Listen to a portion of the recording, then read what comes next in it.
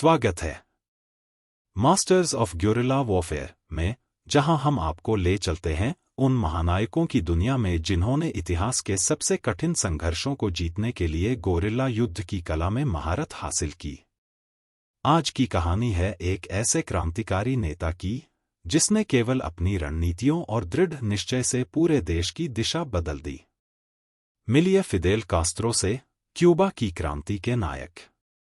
Cuba के क्रांतिकारी संघर्ष में फिदेल कास्त्रो का नाम एक शक्ति, एक क्रांति और एक नई शुरुआत के रूप में जाना जाता है। एक ऐसा नेता जिसने क्यूबा के इतिहास को फिर से लिखा और अपने साहस और दृढ़ संकल्प से तानाशाही सरकार को उखाड़ फेंका। 1950 के दशक में क्यूबा एक संकट के दौर से गुजर रहा था। फुल्गेंसियो बतिस्ता की तानाशाही शासन ने देश को भ्रष्टाचार, असमानता और गरीबी के दलदल में धकेल दिया था। लोग स्वतंत्रता की ओर देख रहे थे, लेकिन उन्हें एक ऐसे नेता की जरूरत थी जो उन्हें इस अन्याय से बाहर निकाल सके। फिदेल कास्त्रो, एक युवा और विद्रोही नेता, पहले से ही क्यूबा के भविष्य के लिए एक सपना देख रहे थे। उन्होंने 1953 में मोनकाडा बैरक्स पर एक असफल हमला किया, जिसने उन्हें जेल भेज दिया।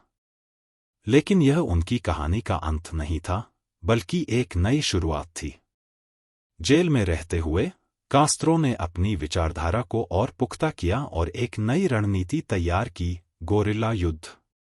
1956 में कास्त्रो और उनके गिने-चुने साथियों ने मेक्सिको से क्यूबा की धरती पर कदम रखा और सिएरा माएस्ट्रा के पहाड़ों में शरण ली। यहीं से शुरू हुआ वह संघर्ष जिसने क्यूबा के इतिहास को हमेशा के लिए बदल दिया। कास्त्रो ने अपनी छोटी लेकिन समर्पित सेना के साथ गोरिल्ला युद्ध की कला को अपनाया। उनका लक्ष्य था बतिस्ता की सेना को लगातार थकाना, उनकी आपूर्ति लाइनों को काटना और छोटे लेकिन घातक हमलों से दुश्मन को कमजोर करना। कास्त्रो की रणनीतियां सरल लेकिन अत्यधिक प्रभावी थीं। उन्होंने छोटे समूहों में छिपकर हमले किए, दुश्मन की कमजोरियों को पहचाना और उनकी सेना को लगातार गुमराह किया।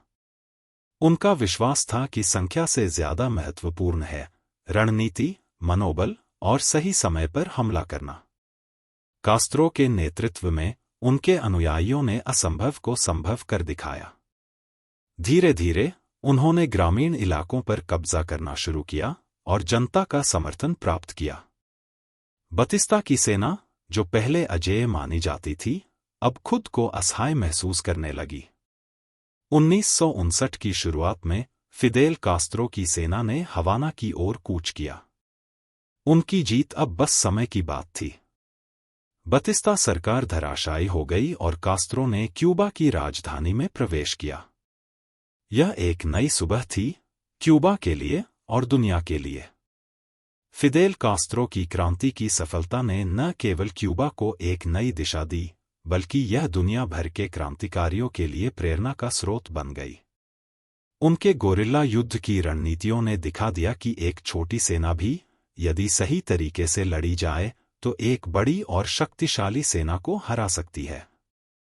कास्त्रो का नाम अब केवल एक नेता का नहीं, बल्कि एक विचारधारा का पर्याय बन चुका था। फिदेल कास्त्रो की विरासत आज भी जीवित है और यह हमें यह सिखाती है कि दृढ़ संकल्प, रणनीति और सही नेतृत्व से कैसे एक क्रांति को सफलता की ओर ले जाया जा सकता है। उनकी कहानी दुनिया भर के उन लोगों को प्रेरित करती है जो स्वतंत्रता, न्याय और समानता के लिए संघर्ष कर रहे हैं। धन्यवाद हमारे साथ इस रोमांचक यात्रा पर आने के लिए। बने रहिए मास्टर्स ऑफ ग्योरिल्ला वॉरफेयर के साथ, जहां हम और भी असाधारण योद्धाओं की कहानियों को आपके सामने लाएंगे। हमारे चैनल को लाइक, सब्सक्राइब और बेल आइकन दबाना न भूलें, ताकि आपसे कोई कहानी छूट न जाए।